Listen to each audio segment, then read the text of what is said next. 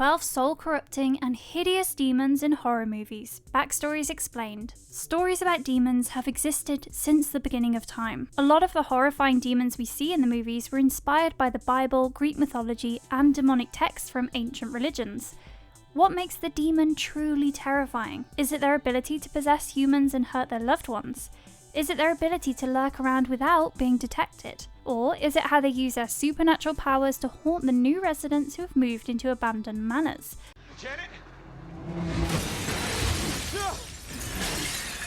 The origin story of some of the demons makes us sympathize with their tragic lives. They make us question our concept of good and evil. We do tell ourselves that ghosts and demons aren't real, yet we spend sleepless nights after watching a horror movie based on a true story, be it the documentary-styled Paranormal Activities or the encounters of Ed and Lorraine from The Conjuring. Today we will dive into the origin stories of 12 soul-corrupting and hideous demons in horror movies. Discretion for some of our viewers, some of them are based on true stories.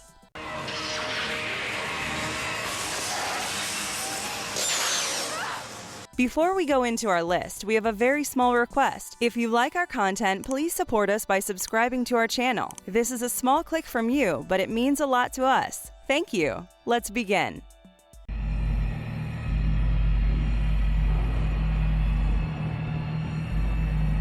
Number 1. Bughuul, Sinister. Bughuul is a long-forgotten pagan deity. He would manipulate children into killing their entire family and consume the child's soul. In Sinister, he recorded the children killing their families on home videos.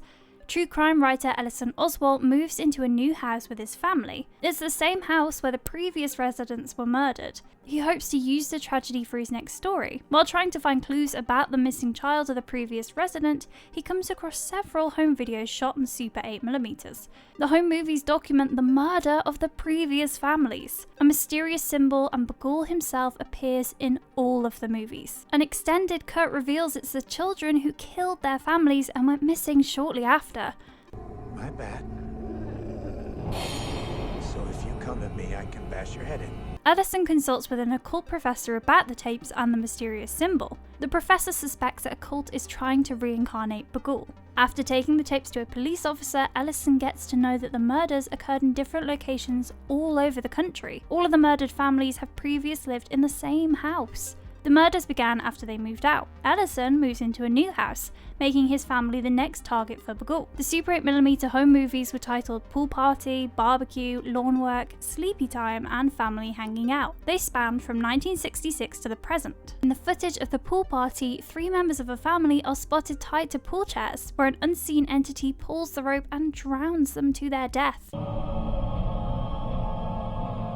Bughuul's reflection appears in the pool water. He uses images of himself to travel to the mortal world. His mouth was sewn shut by his brother Moloch, who was furious at him for plagiarizing his child sacrifice rituals. His pale skin and lack of eyes made him look terrifying. He needs to feed on the souls of children to survive. He seems to have adapted to modern times as he makes the children document the murder of their families in Super 8mm. He uses the footage to travel and haunt the new families. A new tape called House Painting appears as Ellison's daughter begins painting the symbol for Bughuul and proceeds to kill her family. All the missing children of the murdered families stare at her from the film and hide as soon as Bughuul appears.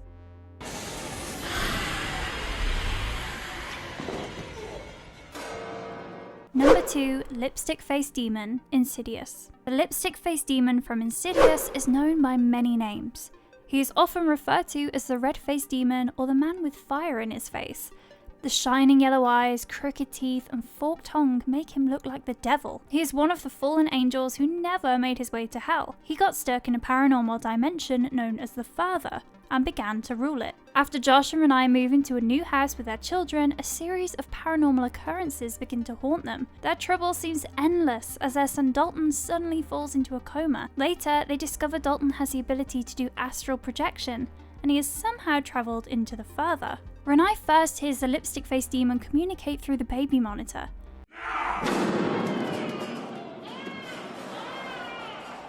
She hears him say, "I want it now," and she spots a shadow figure lurking in Callie's room. Believing that the house is haunted, the family moves into a new house. but they are unable to shrug off the paranormal activities as it follows them to their new house as well. Josh's mother Lorraine gets terrified after seeing the lipstick-faced demon standing behind her son. She calls psychic and paranormal investigators Specs and Tucker. After discovering something terribly amiss, they join forces with psychic Elise, who discovers that Dalton has travelled to the further. Elise has a long history with the family as she was previously sought after by Josh's mother Lorraine to help her son Josh, who was experiencing some unnatural disturbances. It turns out as a child, Josh had the ability to astral travel as well, but he had repressed those memories. An old lady had tried to possess him and use those abilities. What do you want from me? What do you want from me? Elise had managed to prevent the possession by locking the abilities. The lipstick-faced demon wants Dalton as he wants to exploit the abilities too. He wants to create chaos and terror. Josh decides to astral travel to rescue Dalton from the further, but he finds the lipstick-faced demon sharpening his claws in his lair while listening to Tiny Tim's tiptoe through the tulips. Josh manages to rescue Dalton, but the demon clutches Dalton's legs with his claw. After struggling for a while, Dalton manages to escape. But the horror doesn't end there. Later, it's revealed that Josh encountered the old lady from his childhood in the further, who has now possessed him and returned to the real world. The lipstick-faced demon is the strongest antagonist in the Insidious universe. He makes an appearance in all of the films of the franchise. He makes a creaking noise whenever he appears. He's capable of mentally and physically torturing children. After Dalton managed to escape from his lair, the demon moved on to torment other children.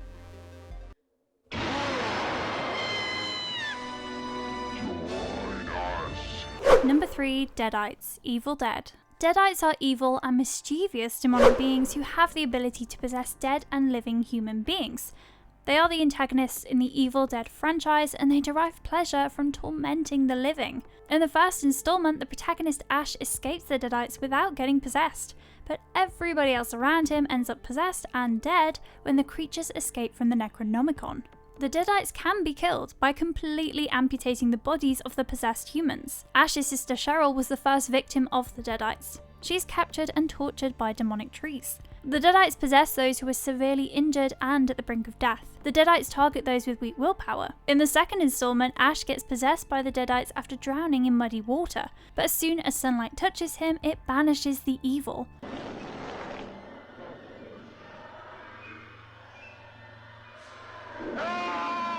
The Deadites possess him once again, but he is able to fight them back by regaining his humanity. Finding his dead girlfriend's necklace gives him the strength to fight back. Ash is later named as the Chosen One, which infuriates the Deadites. The Necronomicon changes the rules at will. The unpredictability only amplifies the danger. The Deadites have the ability to zombify severed limbs, heads of dead animals, and possess inanimate objects. The Deadites are part of a hive mind, controlled by the Necronomicon and the Kandarian demon.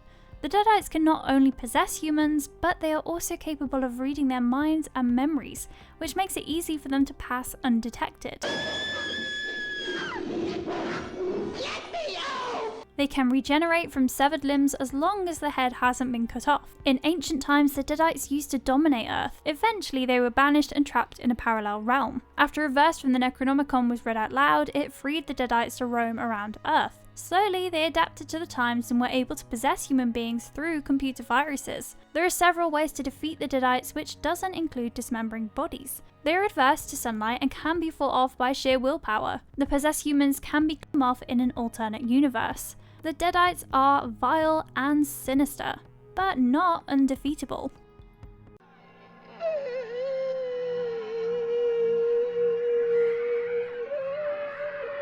Number 4. Pazuzu, the Exorcist. Pazuzu was the son of Babylonian god Hanbi. Pazuzu is the evil who drives away evil. He is the king of wind demons in Assyrian and Babylonian mythology. He is often depicted as half human and half animal, and he brings famine during drought and locusts during rain. People used to place Pazuzu's amulets at their home to drive away Lamashtu, the arch-goddess who tormented pregnant women and young children. The Exorcist novels and movies portray Pazuzu in a sinister light. He possesses a young child Reagan while she plays with a Ouija board. He introduces himself as Captain Howdy. After her possession, Reagan starts to behave erratically. She begins to swear in coarse language and harms herself with a crucifix. She scares away the doctors and therapists who visit to examine her. Rendered helpless, her mother asks a priest to exorcise Reagan. Father Merrin and Father Karras visit Regan. Pazuzu greets the priest with sarcasm and some rough words. At the beginning of the movie, Father Merrin found Pazuzu's amulet in an excavation site. He saw Pazuzu while dreaming of his mother, and he also comes across a statue of the demon god which reappeared during the exorcism of Regan. While attempting to exorcise the demon, Regan rotates her head 360 degrees. In the exorcism procedure that ensues, Pazuzu fights back with extreme vulgarity and violence, which causes Father Merrin to die of cardiac arrest. Later, Father Karras pulls Pazuzu into his own body and jumps out the window. His death puts a temporary pause to the horrors of Pazuzu.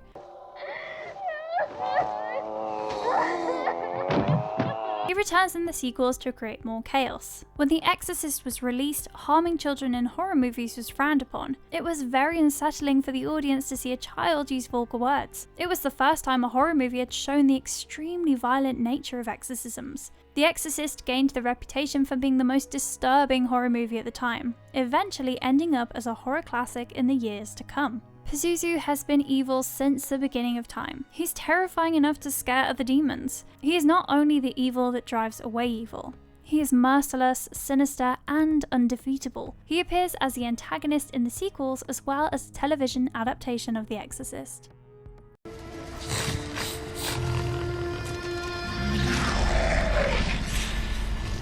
Number 5. Mom Constantine. Mammon is the son of Lucifer, who was born and raised in hell. He shares his father's hatred towards the human race and dreams about ruling the planet. He gets frustrated by living under the shadow of his father, so he plans to escape hell and take over Earth with the help of a powerful psychic and divine assistance. His plans are interrupted when John Constantine asks Lucifer for help. Constantine has the ability to see half-breeds of angels and demons in their true form. His gifts drove him to attempt suicide as a teenager, but he was brought back to life by paramedics. He suffers from lung cancer and smokes like a chimney. He is called in to investigate the exorcism of a girl who is possessed by a demon trying to break through Earth.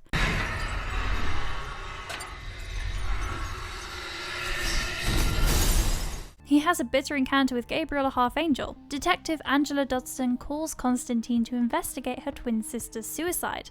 Her sister had psychic abilities similar to Constantine's. Her parents locked her in an asylum as they didn't know how to deal with her abilities. Angela shared the same gift as her sister, but she repressed them after seeing the tragic fate of Isabel. Later, Constantine activates her psychic powers in a life-threatening situation. Constantine is helped by his apprentice and driver Chaz Kramer.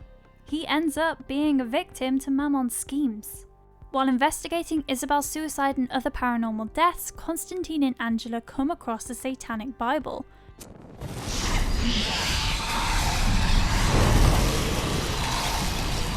The prophecy reads that Mammon will try to take over the Earth with the help of a powerful psychic and divine intervention. Mammon had tried to use Isabel as the psychic until she foiled his plans by taking her own life. Once Angela's powers are activated, Mammon drowns her in a swimming pool to reverse baptize her. He is helped by other half-breeds like Gabriel, who are fed up with God's favoritism over humans. In order to save Angela, Constantine cuts off his own wrists, hoping to summon Lucifer. He tells Lucifer of Mammon's plan to take over the world. Lucifer banishes Mammon back to hell and burns off Gabriel's wings, turning him human. Mammon may be a sinister demon, but he's hardly a match for his powerful father.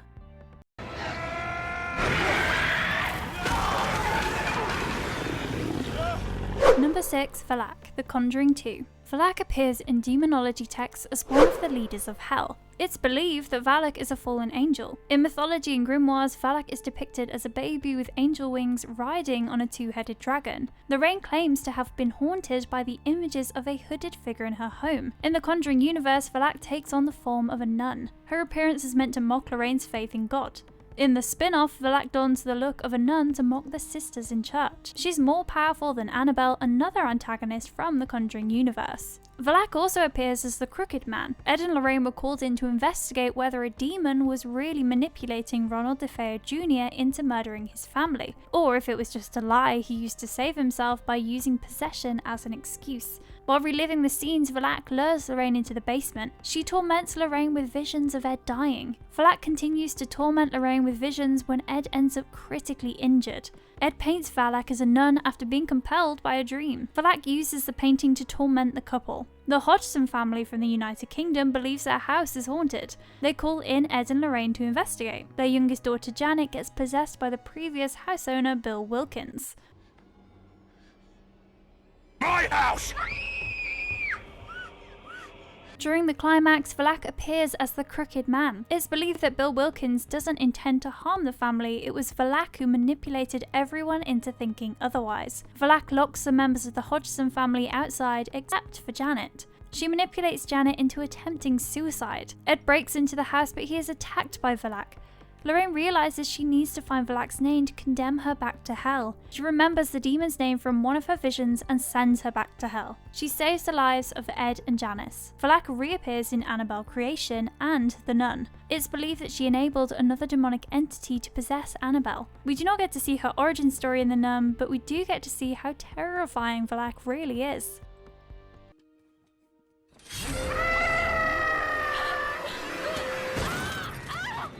Number 7. Lemire. Drag Me to Hell. The Lemire is a powerful demon, known for tormenting its victim for 3 days before dragging them to hell. The sinister demon is the main antagonist of Drag Me to Hell. The Lemire is often described as the most feared of all demons. She is an ancient and powerful demon who can be summoned by evil sorcerers, witches, and gypsies driven by revenge. Once the curse of Lemire is activated, it cannot be stopped. The victims are haunted for 3 days and 3 nights. Following that, the portal to hell opens and they are dragged into a life of eternal torment by the evil dead. Sylvia Ganush curses Christine Brown with the curse of Lemire, beginning her countdown to death. That Lemire is powerful enough to plant visions and hallucinations. It also has the ability to manipulate electronics, including car doors and cell phones. The Lemire enjoys dragging people through hell. Sylvia Ganush is a gypsy homemaker who feels insulted by Christine. After getting into an altercation, Sylvia curses one of Christine's buttons.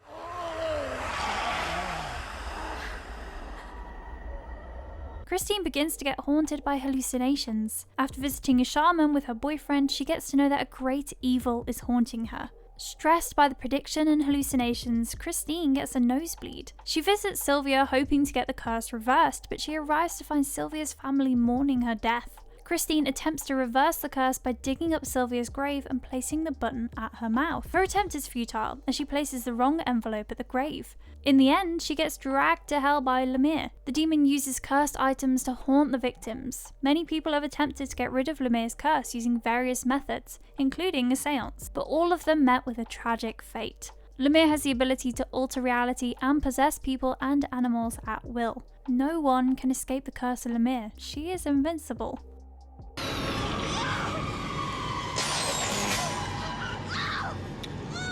Number 8. The Cenobites. Hellraiser. The Cenobites are mutilated extra-dimensional beings seeking carnal pleasures. They do not have the ability to distinguish between pain and pleasure. All Cenobites except Angelique were once human.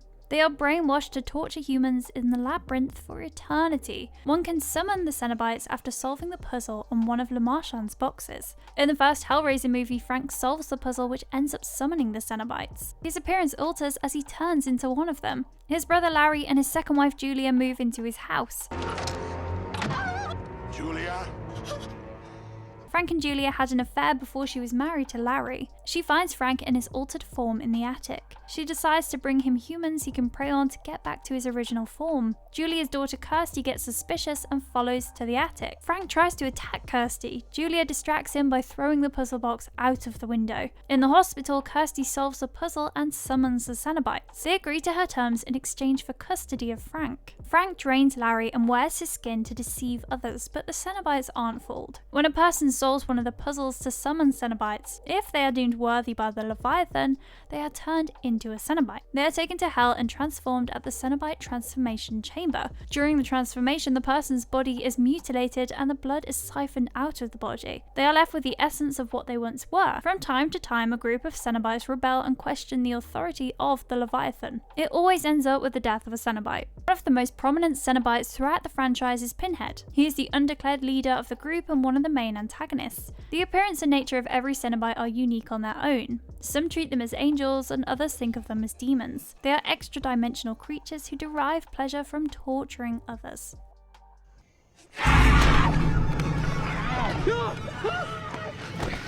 Number 9. Abalam, The Last Exorcism.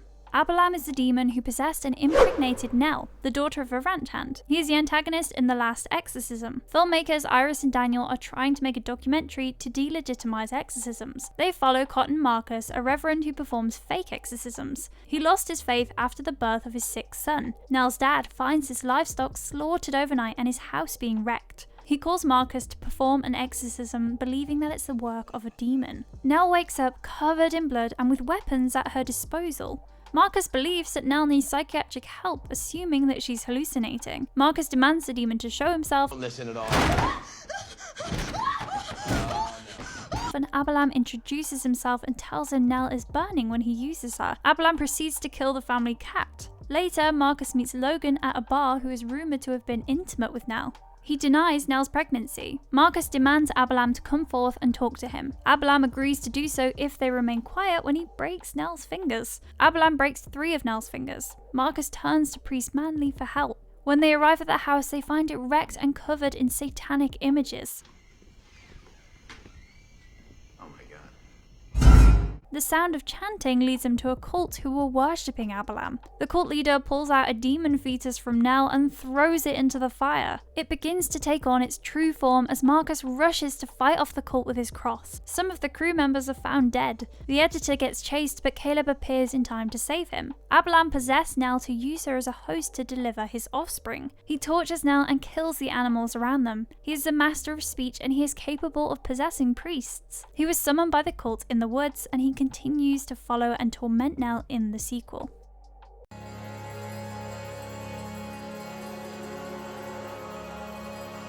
Number 10, Paimon, Hereditary. King Paimon is one of the great kings of hell. He is the leader of 200 legions of spirits, most of whom are angels. He was banished from heaven for his devotion to Lucifer. King Paimon is the master of art and science. There are people who worship him and want to manifest him in the mortal world. Paimon's face looks feminine and his body appears masculine. His disciples think he prefers a male host to fix his appearance. When the cult succeeds in summoning Paimon to Charlie's body, he seems confused and scared by the world he sees. He doesn't display any desire to inhabit the mortal world. He appears disconnected from reality and feels out of place. More than Paimon, it's his devout followers who need to be feared. Ellen, also known as Queen Lee, is a leader of a secret cult who worships Paimon. Ellen had 2 children, her daughter Anne and a son who commits suicide. The cult members desired a male body from Ellen's bloodline as the vessel for Paimon. After attempting to get her son possessed, he begins showing signs of schizophrenia and takes his own life. Following the tragedy, Ellen and Anne drift apart. Anne settles down with Steve, and they start a family of their own. They have an older son Peter and a younger daughter Charlie. Anne tries to keep Ellen and her influence away from her family, but Ellen weasels her way in. Charlie has a close relationship with her grandmother. Later, she is used as a temporary vessel for Paimon. The possession is a confusing time for Paimon and Charlie, as they try to make sense of their surroundings. Ellen's death leaves Charlie isolated and confused. During a party, Charlie has a severe allergic reaction after eating a cake laced with nuts. Her brother Peter tries to rush her to the hospital but gets in an accident after crashing into a dead deer. Charlie doesn't survive the crash. At Charlie's funeral, a cult member suggests holding a seance to communicate with Charlie. During the seance, Paimon succeeds in possessing her soul and begins to torment Anne's family. Anne fails in getting rid of the conduit holding Paimon in the mortal world. Anne becomes unsettled after finding her mother's headless corpse next to Paimon's sigil. Steve dies in a fire while trying to burn the conduit. Anne gets possessed by Paimon and starts loitering around her son with other cult members. They succeed in using Peter as the male vessel as originally preferred by Paimon.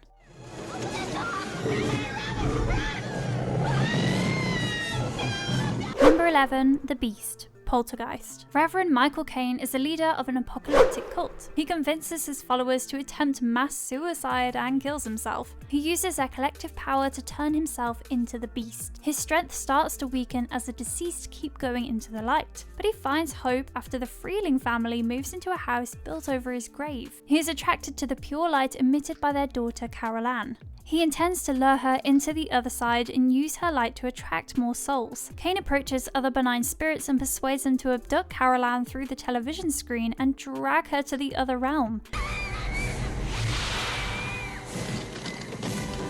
Caine's plan gets foiled when Carol Ann is rescued by her mother.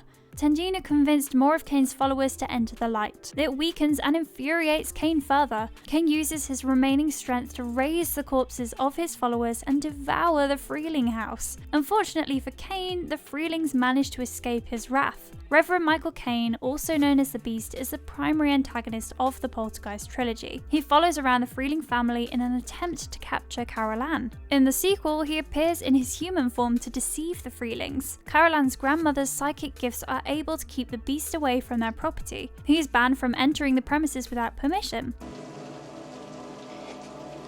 You're gonna die in there!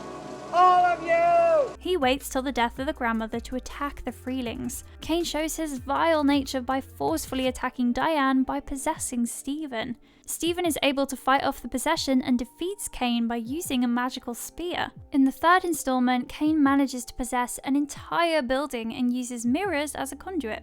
Once again, Tangina arrives in time to rescue Carol Ann, but she ends up getting captured. Kane almost succeeds in capturing Carol Ann. She is spared as Kane is offered redemption if he enters the light. The incident puts an end to the hauntings of Reverend Kane, bringing much needed peace into Carol Ann's life. The Beast remained a sinister creature in life and death. He was a power-hungry soul who led a cult full of impressionable people. He convinced all of them to give up their lives to use their souls for his convenience. Calling him the Beast is an understatement for his vile and sinister nature.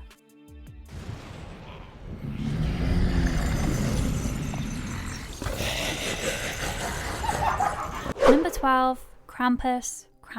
Krampus is a horned beast who exists in Alpine folklore. He assists Santa during Christmas and punishes the ill-behaved children. In the folklore, instead of leaving presents, he leaves birch rods for the children who haven't been on their best behavior. In the movie Krampus, the demon gets summoned when someone loses their Christmas spirit. The dysfunctional Engel family gathers to celebrate the holiday, 3 days before Christmas. Max intends to write Santa a letter as he still believes in Santa Claus. Max's faith is mocked by his cousins. They make fun of him for believing in Santa and read his letter out loud. It breaks Max's heart as he declares he hates his family and even Christmas. He tears up his letter and throws it outside. His father tries to comfort him by saying the family can be annoying, but you love them anyway.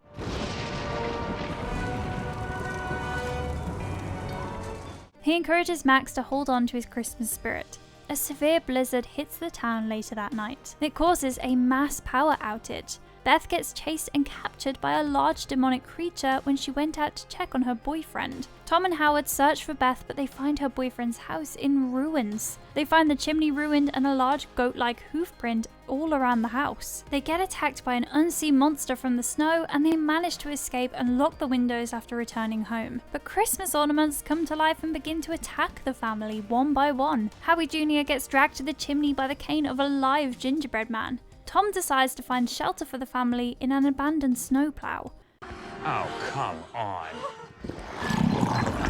Omi stays behind to distract Krampus while her family flees to safety. When the family is under attack by the elves, Max apologizes to Krampus for losing his faith on Christmas. Krampus accepts his apology and throws him into a pit. The next morning, Max wakes up in his bed thinking of the events as a nightmare, but the gift left behind by Krampus confirmed the reality of the events. Max's Christmas spirit is restored, but Krampus continues to keep a close eye. Krampus can be thought of as the evil version of Santa. He goes around punishing kids for misbehaving and losing their Christmas spirit. Krampus is believed to be the son of hell in Norse mythology. In German, Krampus literally translates to claws. Krampus was created as a demonic counterpart to Santa Claus, who would go around disciplining children for misbehaving. The long-horned, dark-haired demon with fangs is a creature out of nightmares. This is all the time we had for today's episode. We hope you guys liked it. It would be awesome if you guys can take some time to subscribe to our channel. And don't forget to tell us which topic you want us to cover in the comment section. Have a fantastic day ahead and stay safe.